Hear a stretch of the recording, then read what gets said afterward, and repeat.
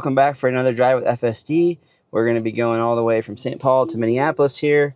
I'm getting my hair cut and have to come from pretty much downtown St. Paul. It's kind of a tight squeeze because of this Lexus here. We're going to have to back up just to get out.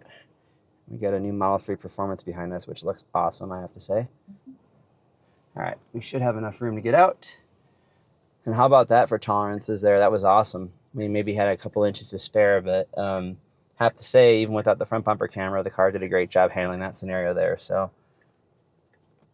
maybe we don't need a front bumper camera after all, but for peace of mind, I guess it would sure still be nice to have. So the fun part of this drive, anytime I leave anytime I leave my gym here in St. Paul, I park in that same spot there just because there's parking always available. And it's easy to get in and out of. The problem is when you leave that parking spot, you have basically two left turns that have really poor visibility. So in the past, that's been tricky for FSD before. But with these recent 14.2.2 builds, it's been really, really good. And I haven't really had any issues. So, and I come over here 5 or 6 times a week, typically. So, all right. So, there's a lot of cars to our left that are parked right to the curb, which makes this even more challenging, as you'll see once we make the turn here. But we should be clear of this car. So we're inching out here, continuing to roll, and now we're going. So it's about as good of behavior as you can get in that section there, which is fantastic. So I haven't driven up on, this is West 7th here. The potholes have been really bad, but I have to give St. Paul credit. I've sent them emails, and after like one email, they're usually out the next day at any spot around the city, and they usually have it patched. So patching this road's super old, and it's going to be torn up here in a couple of years and completely redone. But in the meantime, it's kind of like a game of whack-a-mole every time winter comes around, just because the freezing and thawing cycles just decimate any patches they do on the surface. So last week I did a lot of manual driving around here just because the potholes were that bad. Like, you couldn't avoid them in some spots unless you like drove on the other side of the road. So depending on how bad they were, that's sometimes what I had to do. But yeah, just nasty. But much better this week. I've let FSD do all my driving since I got back from Iowa in St. Paul here, and haven't had any issues. But I don't want to jinx it because we still have about a mile or so to go here of downtown St. Paul before we get onto the freeway.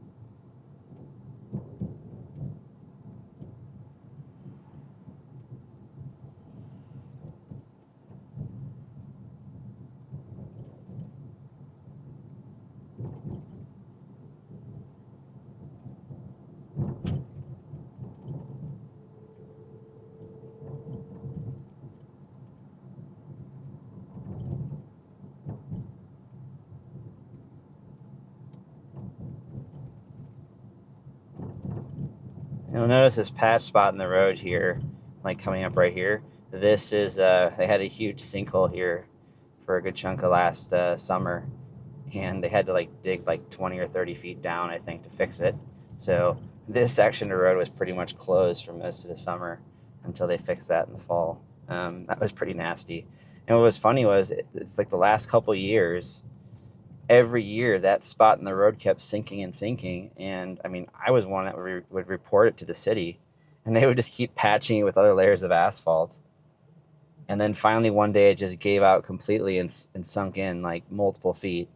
So then they were kind of forced to fix it. But honestly, I was surprised they didn't investigate it sooner. I mean, maybe they did, but it didn't seem like it. So when it finally gave way, I guess I wasn't surprised.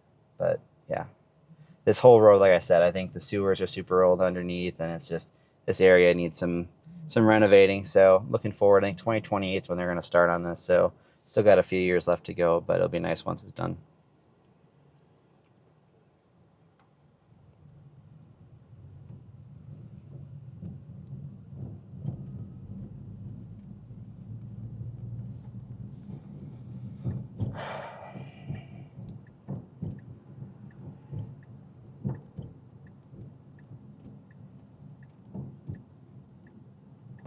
And I used to take this way home every single time I would leave the gym back in my old house.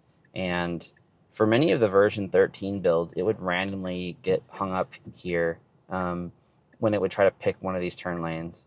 Sometimes it would go into this one, and then at the last second, just like move over to the left, kind of abruptly. It was very unsettling. I've only taken this a few times with version 14, but every single time it's picked this lane and done it confidently. So I guess, you know, as great as people thought version 13.2.9 was, I would still have issues here. Don't have any issues with version 14. So nice to see more issues fixed with these newer builds.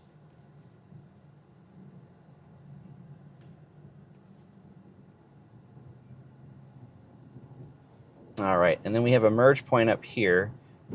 We go from 2 lanes down to 1 as we get onto the on-ramp for I-94 West.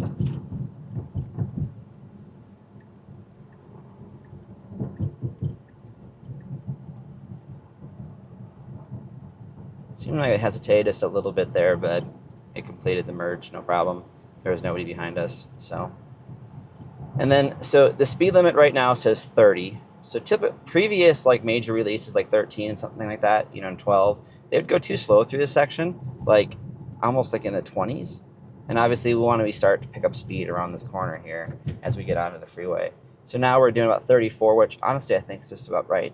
And then as soon as we straighten out here, we should start really accelerating. And there you can see the speed start picking up there. And now it looks like we're already up to 50 miles an hour. And then shortly we should be doing close to 60 here once we get to our merge point. Okay. All right, and there's 60 miles per hour right there. So being that it's a 55, I would expect the car to go somewhere between 62 and 65 in the standard profile.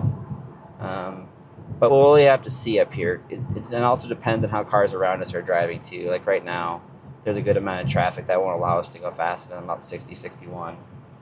But in previous 14 builds, you would see, especially like the 14.1, the standard profile would just like go way too fast on this section of road for my liking anyways. It was trying to do like 71, 72 and a 55. And then it would keep that going. Even when the speed went up to 60, it would still do that speed. And to me, that's just a little too fast because cops around here typically want to get you for, you know, +9 or so over. So right now we're kind of right on that threshold now. We're doing about 65, 66. So now the speed limit does come up here shortly. A little pause on that lane change there, but it didn't, you know, do the movement motion or anything like that. It just, you know, waited till we comfortably accelerated around it and then, you know, got in front of that car without issue there. So previously that behavior was, you know, it would turn the blinker on and sit there for like 30 seconds and then eventually just give up on it, whether there was a car there or not, which was really annoying.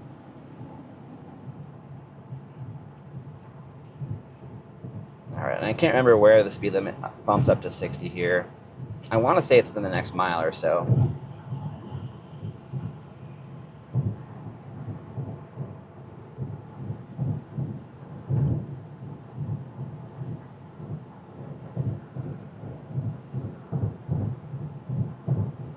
All right, so for standard, I will say, I don't know what it is on this stretch of road here, but it definitely still, I think, likes the speed a little too much.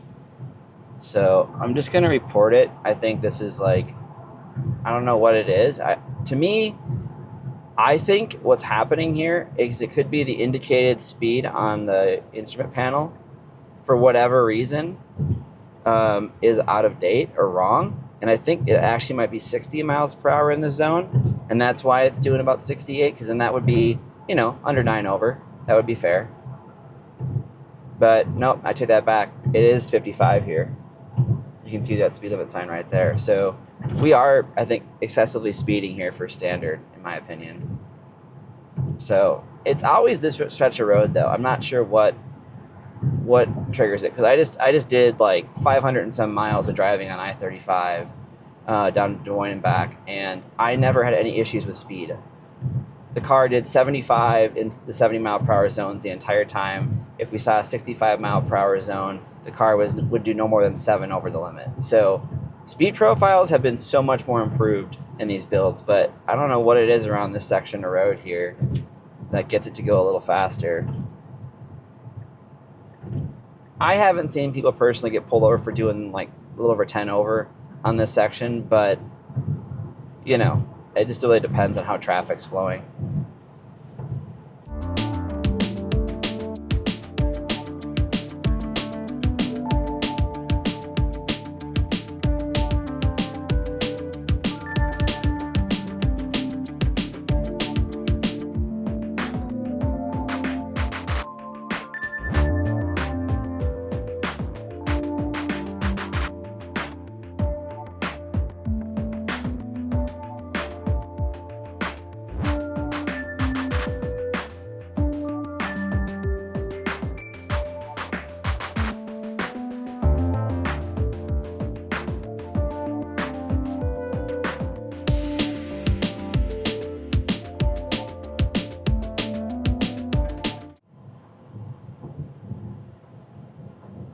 All right, and here is our exit here for Hennepin Avenue.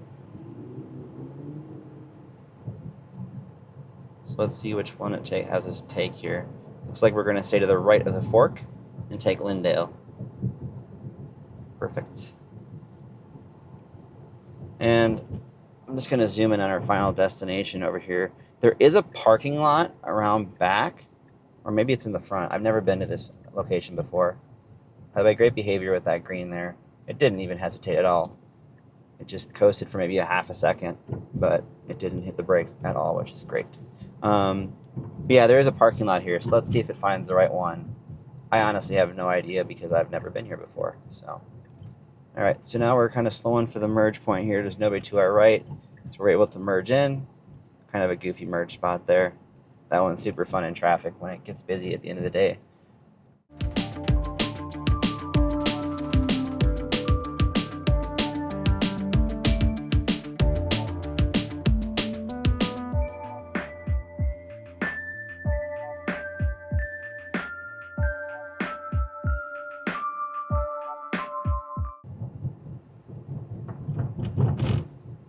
All right, so we are getting close to our turn up here on 26th Street West.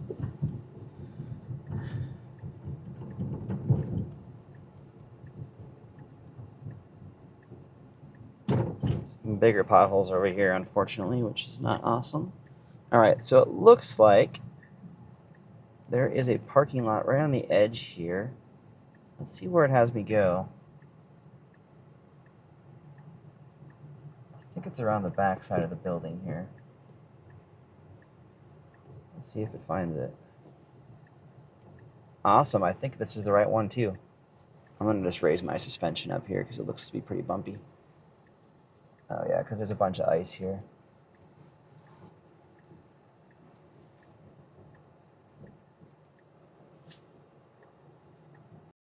All right, so I paused the video here just because this parking lot is hilariously small.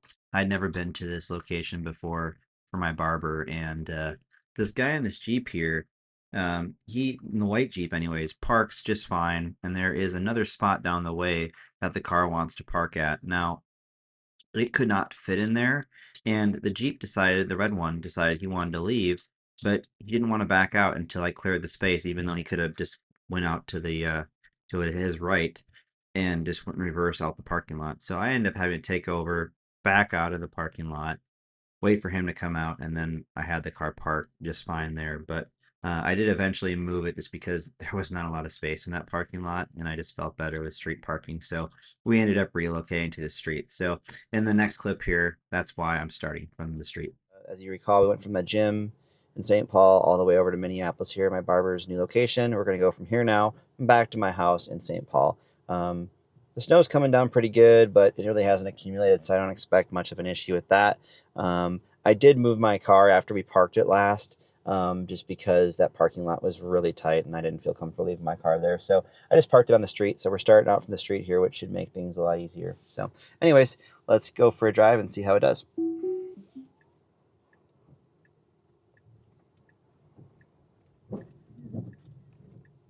And I have to say, too, the defrost function in the Model S is fantastic with the heat pump system. I ran it for maybe 60 seconds from cold after it cold soaked for over an hour. And the car did it, like it melted the snow that was frozen on the windshield within that minute or so. That's crazy. I don't think I've done that before. I usually park in a garage, so I don't have to worry about those problems. But really nice to see that that function works so well when you need it. It says there's a stop sign here, but I don't see one. I don't know if you saw that on the map back there, but there was no stop sign, so maybe they removed it at some point.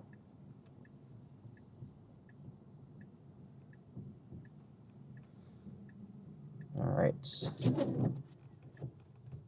And the fun part, FSD did a great job seeing that car before we even made that turn. It already knew to wait for it to pass before we proceeded. So very good heads-up driving there.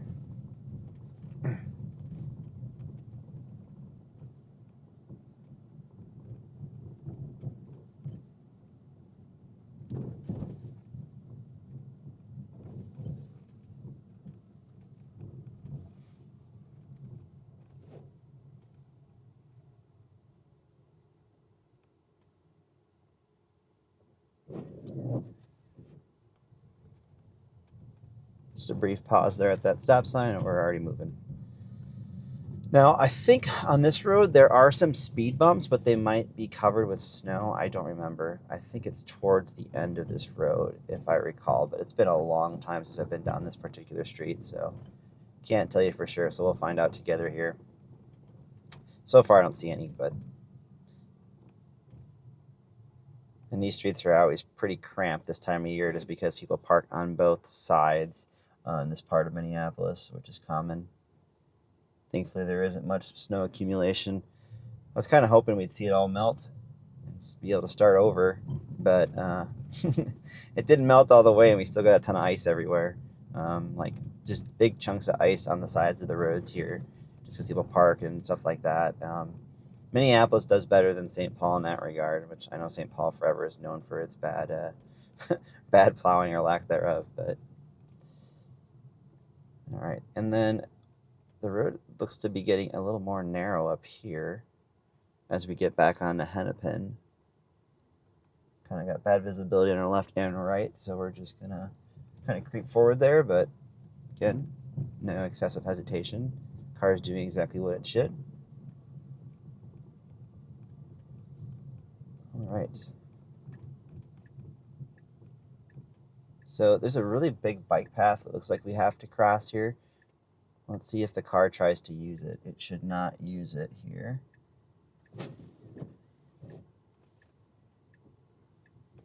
Great job.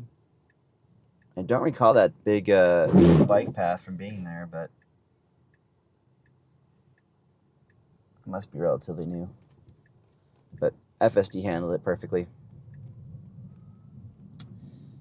All right, so now we're on the Hennepin here, and we just got maybe another few minutes, and we'll be back onto I-94, this time going eastbound.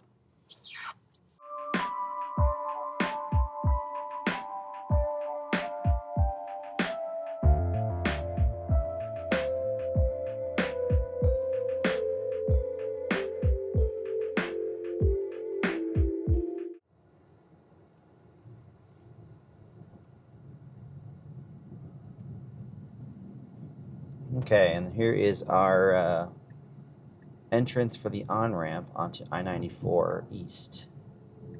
We've been pretty fortunate so far this trip with potholes, so I have a feeling that's going to change over the next few days now that we're getting more snow, which means more plowing and freezing and thawing, which is always fun. It's going to be like that the rest of the winter here, unfortunately.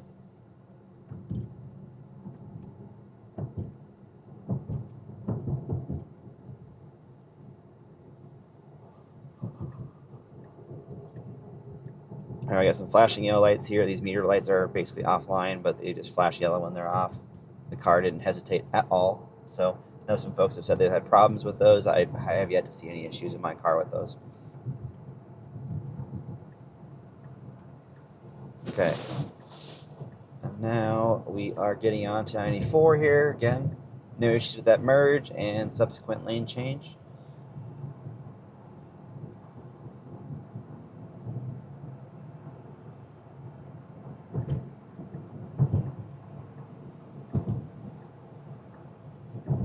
Again, another good lane change there, no issues.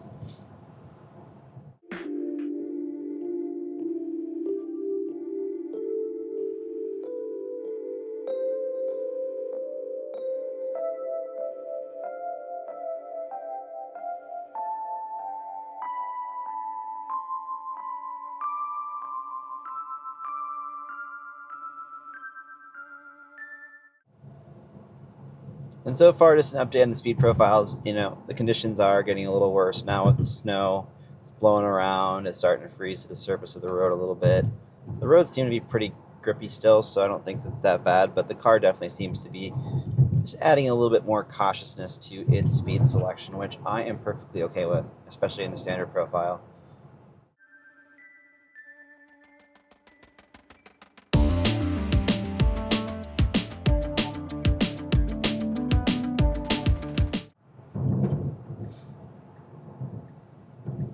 And even with the lane markings kind of being somewhat occluded, the car did a good job finding the adjacent lane here as it moved over into it.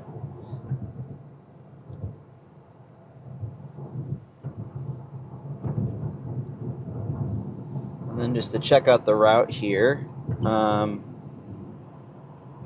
looks like, yeah, we're going to take Cretan, which is exactly what I want to take. So there's another road that I like. It's more scenic that goes along the river, which is really cool. But the problem is the road that feeds into that we have to take coming off I-94 is just like littered with potholes. So I'm just going to, for the sake of my wheels and tires and suspension, I'm going to avoid that if possible.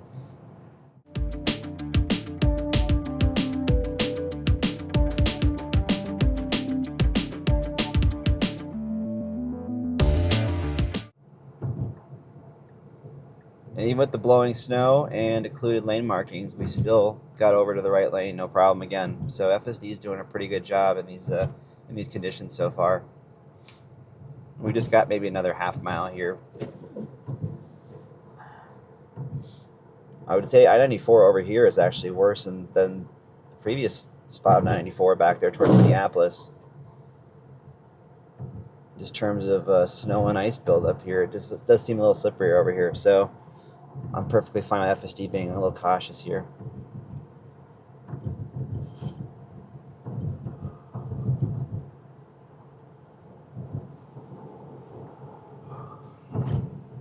All right, and here is our exit for Vandalia Street. Or Vandalia. I'm sure I'm pronouncing it wrong.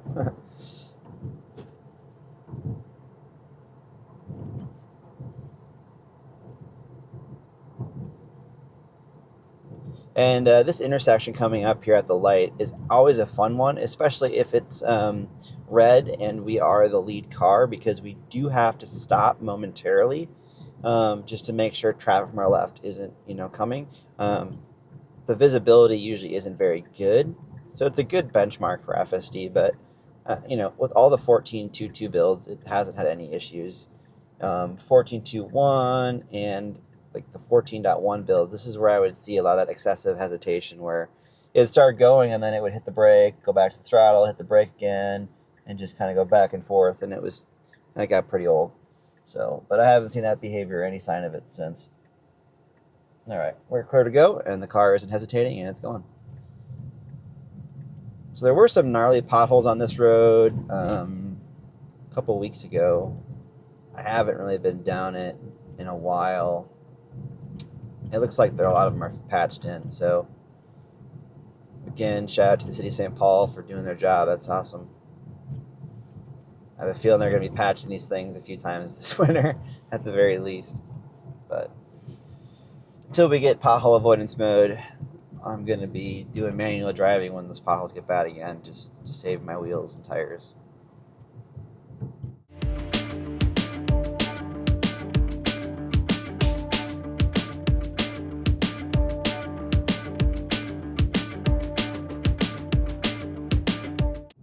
All right, and again, we do find our driveway as in the fact that the driveway parking setting is available for my home address. So again, still batting 100 there. That was a previous issue that I had with 14.1 and 14.2.1 and all those subsequent builds, where the car would intermittently not allow me to pick the driveway option for my house. So at least it's consistent now at finding it. We just now need to get the car to actually park in the garage. It will kind of enter the garage when I open the garage door, but it won't unfortunately go in all the way. It's a little too cautious still. So maybe once we get a back-end option for parking and the car is able to use the camera, maybe it gets a bit closer and parks where it needs to. I actually have a yellow line, so one of the things I might try is I might put a bigger piece of yellow tape down to see if the car will follow that line and go up to it. Maybe that will help. I don't think it will, but it's worth a shot. But just like before, I'm going to let FSD park, and more than likely I'll have to kind of reverse out and undo it. But we'll give it a shot and see if it does it, because one of these times it's got to be able to get it right.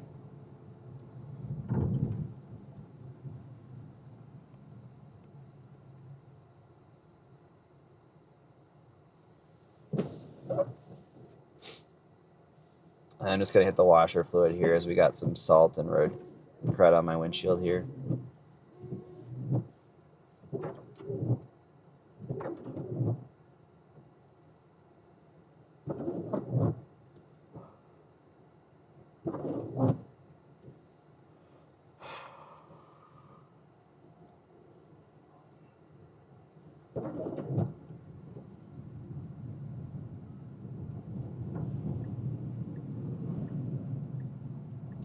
All right, this is a left turn on our street here.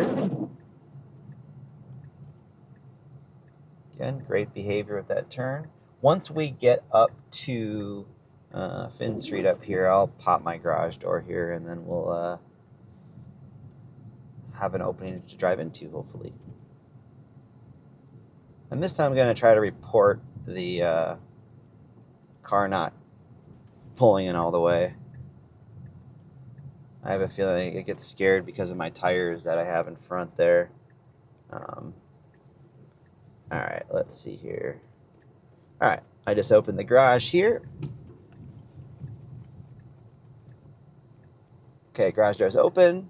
Car looks like it's tracking it. It knows exactly where it wants to go. All right.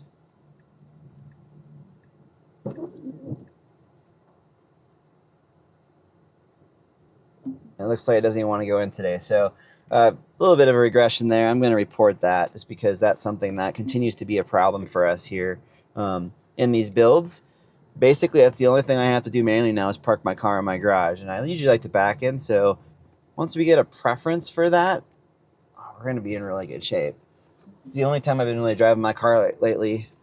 Mostly, too, because the routes are pretty boring. They're just straight shot routes. So as much as I do like driving, sometimes I'm cool with FSD just doing its thing. But yeah, overall on this drive, going back to both parts of it, no real issues that I could see, minus maybe just FSD just going a little too fast in the standard profile on I-94 West when we were coming from St. Paul. That's been a common thing that I've seen in numerous builds so far.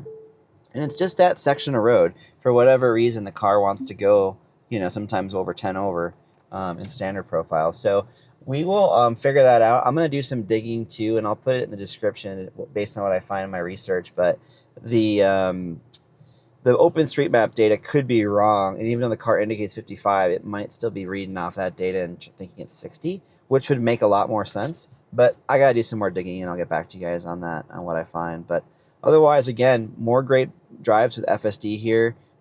It's handled some tricky situations here with the grip levels reducing, with the blowing snow, and it handled it pretty much in stride. So anyways, thank you for watching, and I will see you on the next one.